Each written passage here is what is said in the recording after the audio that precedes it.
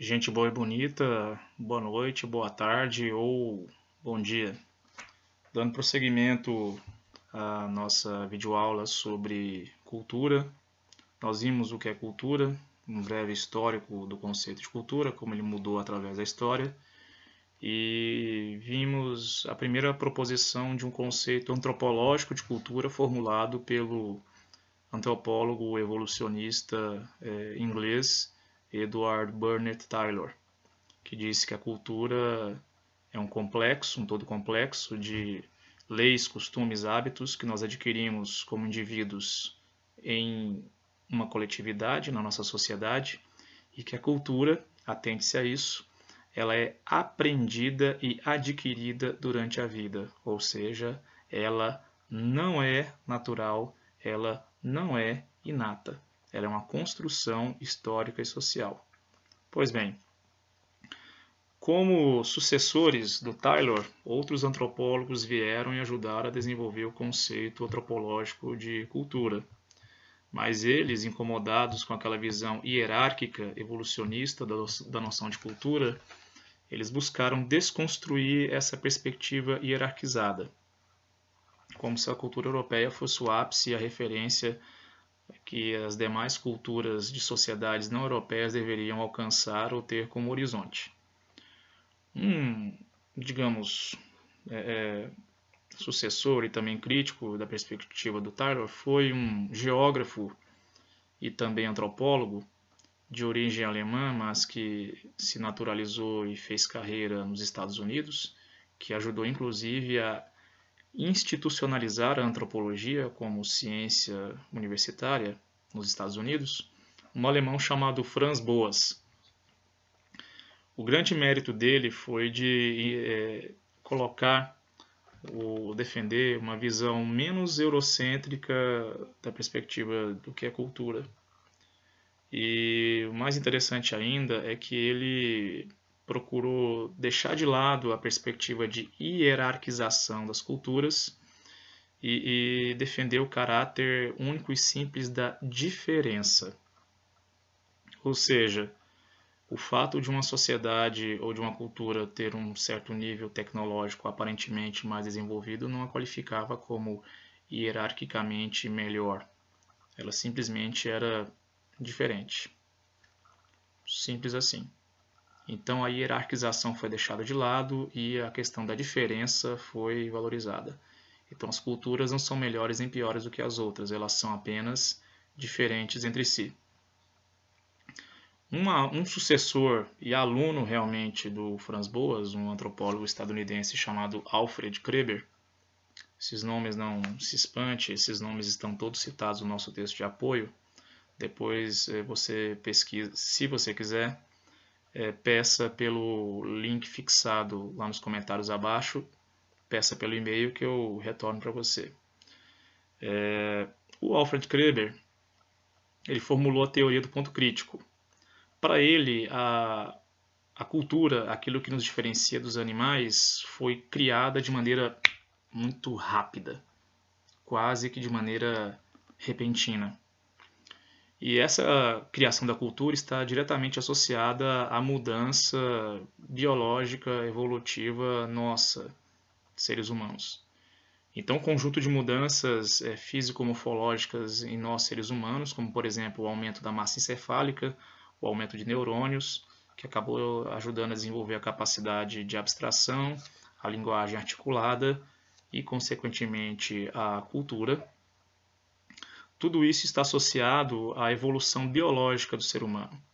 Então, a evolução biológica ela foi, digamos, rápida, e a rapidez na evolução biológica nem tanto. A evolução biológica foi lenta, mas assim que ela se concretizou, assim que ela criou condições, a cultura surgiu rapidamente. E a cultura nos diferenciou dos outros animais. Ou seja, a cultura ela surgiu de maneira rápida e repentina, de acordo com o Alfred Kreber. Os antropólogos que vieram depois, eles tinham uma perspectiva de um surgimento lento da cultura. Realmente a cultura é aquilo que nos diferencia dos outros animais, para esses outros antropólogos, porém ela surgiu de maneira lenta e gradual, e não rápida e repentina, como o Kreber tinha afirmado. Um antropólogo francês muito conhecido, para quem estuda antropologia, Claude Lévi-Strauss, ele se baseou numa proposta do Sigmund Freud, criador da psicanálise. Segundo Lévi-Strauss, a cultura, aquilo que nos diferencia de outros animais, surgiu quando nós criamos aquilo que chamamos de a primeira regra, ou a regra fundamental, ou a regra de todas as regras. E essa regra era a proibição ou o tabu do incesto. Ou seja, pais não poderiam manter relações sexuais com suas filhas, suas irmãs e com suas mães, no caso as avós. Os filhos não poderiam manter relações sexuais com as mães, nem com as irmãs, nem com as avós. Então, a proibição do incesto, ou o tabu do incesto, a primeira regra, a mãe de todas as regras, segundo Claude Lévi-Strauss e o Sigmund Freud, foi o que garantiu a criação da cultura, que surgiu de maneira muito lenta, muito gradual, e que nos diferenciou dos outros animais. A primeira regra, proibição do incesto. Um antropólogo estadunidense chamado Leslie White, ele diz que a cultura, aquilo que nos torna diferente dos outros animais, é a capacidade que nós temos de criar símbolos. E esses símbolos são expressos através da linguagem. Pega um exemplo simples aqui. Aqui eu tenho um livro sobre sociologia política. Aqui na capa, por exemplo, você vê um conjunto de alguns desenhos, alguns tracejados, e esses desenhos e tracejados combinados entre si, eles adquirem um significado. Adquirindo o significado, eles se tornam um símbolo. Então, esses rabiscos, esses tracejados, eles adquirem significado e se tornam símbolos. Os outros animais não conseguem fazer isso. Nós, seres humanos, conseguimos. Então, para Leslie White, a cultura é a capacidade que nós temos de gerar símbolos. Símbolos esses transmitidos através da linguagem, seja a linguagem textual, como da capa do livro que eu mostrei para vocês, seja a linguagem verbal articulada, que eu estou utilizando para me comunicar com vocês agora. Os outros animais não têm essa capacidade, nós temos. Um outro antropólogo, Clifford Geertz, ele diz que a cultura é uma rede de significados que nós compartilhamos entre nós, em nossa sociedade, em nossa coletividade. Ele tem um texto célebre sobre a questão da piscadela, ou da piscada. Ele narra uma situação onde, na sala, pode ser uma sala de aula, hipoteticamente, um colega pisca para o outro.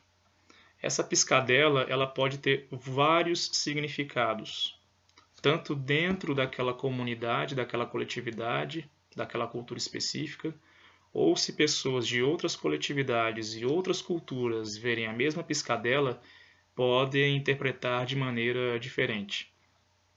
Digamos que para aquele grupo específico a piscadela seja um chaveco, ou a piscadela seja um código de que, opa, alguém chegou, ou alguma coisa vai acontecer, ou é agora.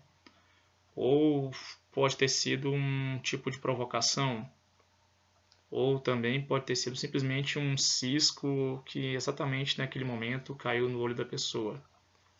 Então, tanto dentro desse grupo, dessa coletividade específica, a piscadela ela pode ter significados diferentes.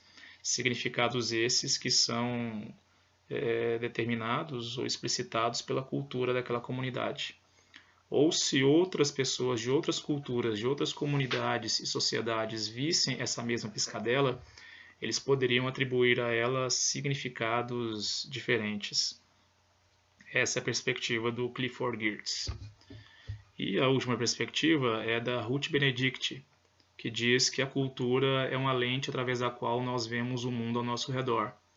Ou seja, a cultura na qual eu nasci, a cultura na qual eu fui criada, a cultura que me ensinou a ver as coisas ao meu redor, eu verei as coisas do mundo de acordo com os parâmetros e elementos daquela cultura.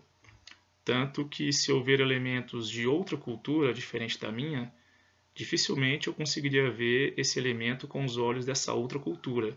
Eu veria esses elementos com os olhos da cultura na qual eu fui criado, na qual eu aprendi a ver o mundo ao meu redor. Pois bem, finalizamos essa segunda parte. Daqui a pouco voltamos.